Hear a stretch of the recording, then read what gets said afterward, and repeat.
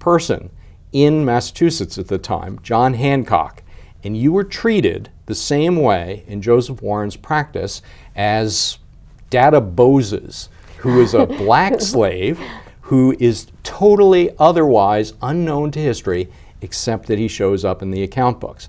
So that humanitarian approach, that innate equality, I think came across to everybody who interacted with him in his practice, and they respected it. Now, as a businessman, he in fact couldn't collect from a lot of these people, so he sometimes was in tight straits financially, but he thought that it was the right thing to do. Now, as for some of the treatments themselves, some of them were— That was fascinating. By current standards would be considered bizarre, but in fact, in the standards of the time, were mainstream medical practice. For example, in order to prevent getting smallpox, which was the scourge of that age, they would actually inoculate you with live smallpox and have a controlled case. To get your body ready, according to the methods of Benjamin Franklin and Heberden, and that's the same Benjamin Franklin of the lightning and the key and that sort of thing. So it was homeopathic in a way. Well, homeopathy, I think, doesn't hurt people. Now, they weren't trying to hurt people, but the pre-treatment was with mercury, and you knew that it was working, according to their current standards, if your teeth got loose and shook in their sockets.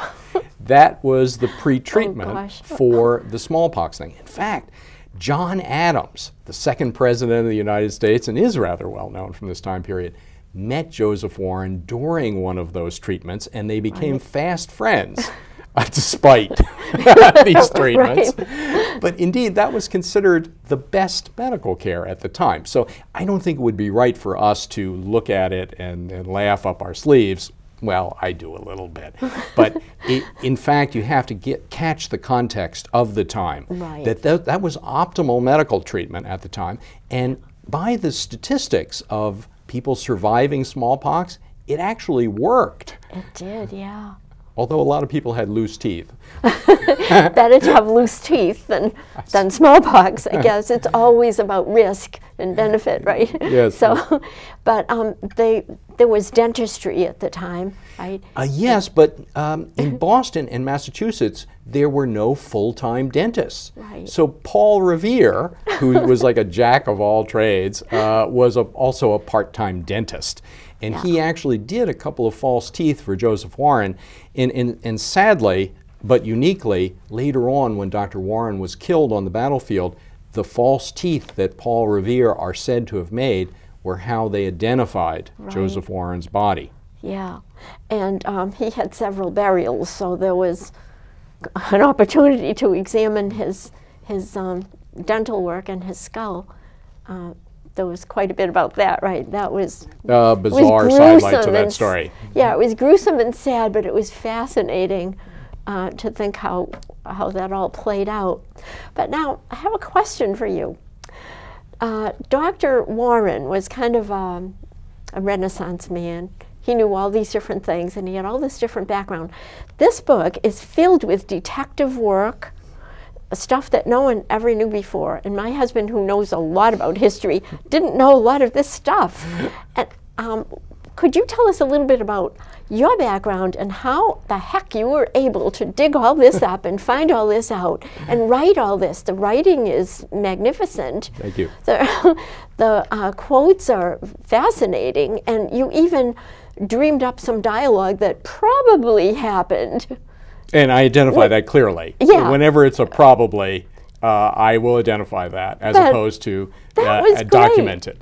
That was great, because I was thinking, now, if I had to imagine this conversation, it would have been that. And I thought that was so great that you put that in there. So tell us a little bit about yourself. Well, I actually was educated, and I'm talking about college days longer ago than I'd want to admit, as an historian of the American Revolution and also the history of science. And that's where I first encountered Dr. Warren as the go-to guy of the early American Revolution. And what fascinated me was his resume. It was beyond belief. by the time he just turned 34, he was a leading physician, politician, Mason, general, that sort of thing. And it just struck me as leaving me with the question, how could this be? It must be wrong. I'd like to look at the primary documents. Well, I went off into medicine and business, but I was always fascinated by this question, just really who was Joseph Warren and was this story true? In the past 6 years, I had an opportunity, a little bit of free time from my consulting practice, to revisit this issue. And I found out that, as I had mentioned, the most voluminous surviving documents were these account books, and that the previous historians didn't know what to make of them.